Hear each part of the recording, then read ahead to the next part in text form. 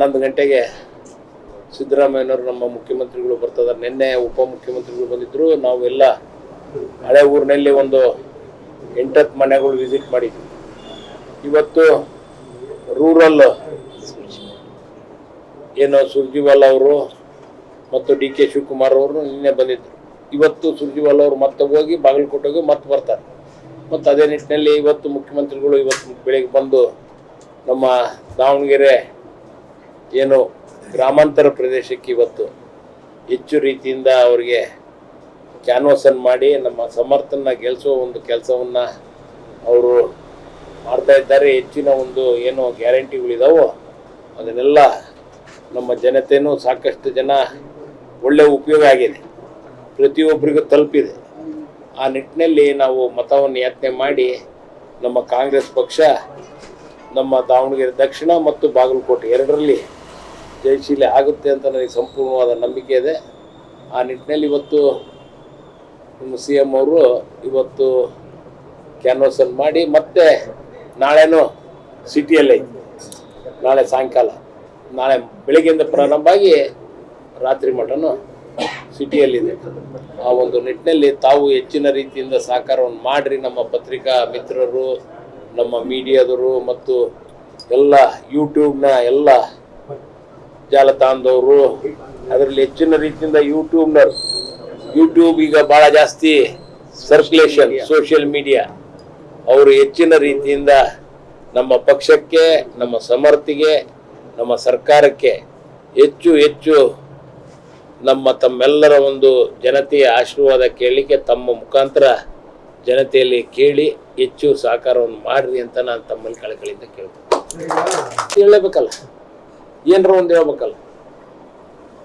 ಸಮರ್ಥ ಈಗ ಏನು ಅವ್ರಿಗೆ ಸುದ್ದಿ ಇಲ್ಲ, ಯಾಕಂದ್ರೆ ಎಲ್ಲ ಜನಗಳು ಹೆಚ್ಚಿನ ರೀತಿಯಿಂದ ಶಾಂತವಾಗದಾರ, ಎಲ್ಲರಿಗೂ ತೃಪ್ತಿ ಇದೆ, ಸರ್ಕಾರದ ಆಡಳಿತನೂ ಚೆನ್ನಾಗಿದೆ ಅಂತಂದೇಳಿ ದಾವಣಗೆರೆ ಜನತೆ ಮತ್ತು ರಾಜ್ಯದಲ್ಲಿ ಎಲ್ಲರೂ ಹೆಚ್ಚಿನ ರೀತಿಯಿಂದ ಸರ್ಕಾರಕ್ಕೆ ಅವರು ಬೆಂಬಲವನ್ನು ಸೂಚಿಸ್ತಿರೋದು ನೋಡಿ ಒಂದು ಸ್ವಲ್ಪ ತಡ್ಕೊಳಕ್ಕಾಗ್ತಿಲ್ಲ. ಆ ನಿಟ್ಟಿನಲ್ಲಿ ಅವರು ಹೇಳ್ತಿರ್ಬೋದು.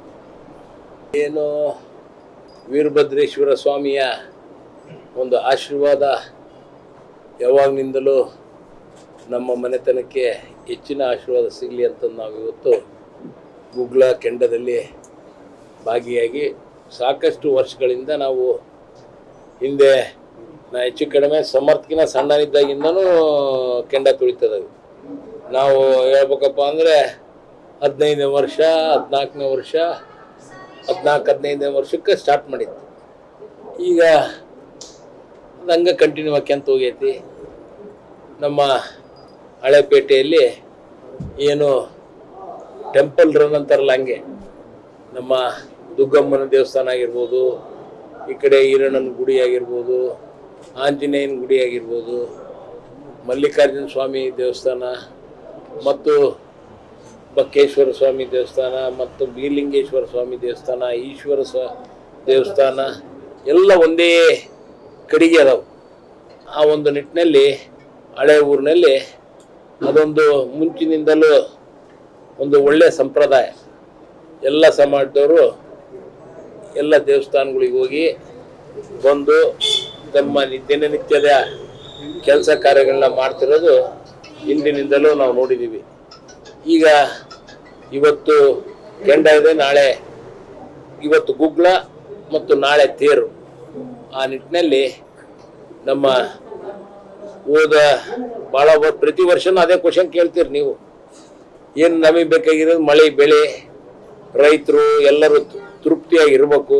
ಹೋದ ವರ್ಷನೂ ಅದನ್ನೇ ಬೇಡ್ಕೊಂಡಿದ್ವಿ ಭಗವಂತನಲ್ಲಿ, ಒಳ್ಳೆಯ ಮಳೆ ಬೆಳೆ ಕೊಡಪ್ಪ, ಎಲ್ಲರೂ ಖುಷಿಯಾಗಿ ಸಂತೋಷದಿಂದ ಶಾಂತ ರೀತಿಯಿಂದ ನಮ್ಮ ದಾವಣಗೆರೆಯಲ್ಲಿ ಮತ್ತು ರಾಜ್ಯದಲ್ಲಿ ನಮ್ಮ ದೇಶದಲ್ಲಿ ನೆಲೆಸಲಿ ಅಂತಂದು ನಾವೇನು ಪ್ರಾರ್ಥನೆ ಮಾಡಿದ್ವಿ, ಅದು ಈ ವರ್ಷನೂ ಒಳ್ಳೆಯ ಮಳೆ ಬೆಳೆ ಆಗಲಿ ಅಂತ ನಾನು ಭಗವಂತನಲ್ಲಿ ಪ್ರಾರ್ಥನೆ ಮಾಡ್ತಾ, ಮತ್ತು ಸಮಸ್ತ ದಾವಣಗೆರೆ ಜನತೆಗೆ ಏನು ಇಂದು ನಮ್ಮ ದಾವಣಗೆರೆ ದಕ್ಷಿಣ ಚುನಾವಣೆ ನಡೀತಾ ಇದೆ, ಒಳ್ಳೆ ಒಂದು ಏನು ಬೈ ಎಲೆಕ್ಷನ್ ಇದೆ. ಇದರಲ್ಲಿ ಸಮರ್ಥ್ ಶಾಮನೂರ್ ಅವರು ಸ್ಪರ್ಧೆ ಕಣದಲ್ಲಿ ನಿಂತಿದ್ದಾರೆ. ತಮ್ಮೆಲ್ಲರ ಹಳೆ ಊರಿನ ಜನತೆ ಎಲ್ಲ ಪ್ರತಿಯೊಬ್ಬರು ಹೆಚ್ಚಿನ ರೀತಿಯಿಂದ ನಮ್ಮ ಸಮರ್ಥಿಗೆ ಬೆಂಬಲವನ್ನು ಕೊಟ್ಟು ಅವನು ಈ ಭಾಗದ ತಮ್ಮ ಮಗನಾಗಿ ಹೆಚ್ಚು ಕೆಲಸ ಕಾರ್ಯಗಳನ್ನ ಮಾಡ್ತಾನೆ ಅಂತ ನನಗೆ ಸಂಪೂರ್ಣವಾದ ವಿಶ್ವಾಸ ಇದೆ. ಪ್ರತಿಯೊಂದು ಕಾರ್ಯದಲ್ಲಿ ಅವನು ತೊಡಗಿಸ್ಕೊಂಡು ಒಳ್ಳೆ ಸೇವೆಯನ್ನು ಮಾಡ್ತಾನೆ ಅಂತ ಹೇಳ್ತಾ ತಾವೆಲ್ಲರೂ ಹೆಚ್ಚಿನ ರೀತಿಯಿಂದ ಅವನಿಗೆ ಮತವನ್ನು ಹಾಕಬೇಕು ಅಂತ ನಾನು ತಮ್ಮಲ್ಲಿ ಕಳಕಳಿಯಿಂದ ಕೇಳ್ತೀನಿ.